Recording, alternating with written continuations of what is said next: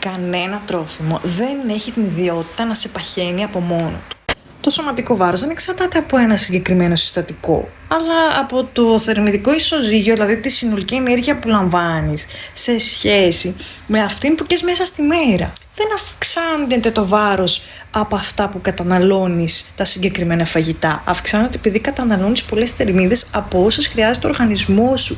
Ανεξάρτητα από το αν οι θερμίδες αυτές προέρχονται από μπανάνα ή από σαλάτα. Η ποιότητα των θερμίδων όμως παίζει πολύ μεγάλο ρόλο, γιατί παρόλο που δεν παχαίνεις άμεσα, το είδος της τροφής επηρεάζει την υγεία σου. Τροφές πλούσιες σε ζάχαρη και κορεσμένα λιπαρά μπορεί να σε κάνουν να πεινάς πιο γρήγορα ή να σε οδηγήσουν σε αποθήκευση λίπους όταν ξεπερνά τα όρια σου.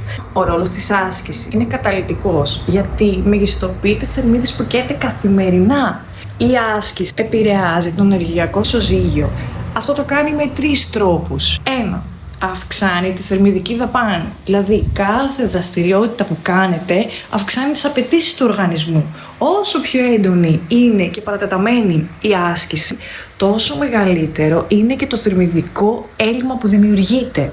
2. Προστατεύει τη μυϊκή σας μάζα. Όταν λοιπόν δημιουργείται θερμιδικό έλλειμμα μέσω της διατροφής, το σώμα μπορεί να κάψει μυϊκό ιστό αντί να κάψει λίπος. Η συστηματική άσκηση όμως του δίνει την εντολή, δηλαδή το διατάζει το σώμα, να διατηρήσει τους μυς του, εξασφαλίζοντας η απώλεια βάρους που προέρχεται από την καύση του λίπους. 3. Αυξάνει τη μυϊκή μάζα, οπότε κάνετε με μεγαλύτερος μεταβολισμός, με αποτέλεσμα να καίτε περισσότερες θερμίδες ακόμα και όταν βρίσκεστε σε κατάσταση ηρεμίας. Ότι δεν υπάρχουν τροφές οι οποίες μας παχαίνουν ή μας τα δυνατίζουν. Ο συνδυασμός άσκησης και τροφής είναι αυτός που πετυχαίνει το κατάλληλο αποτέλεσμα.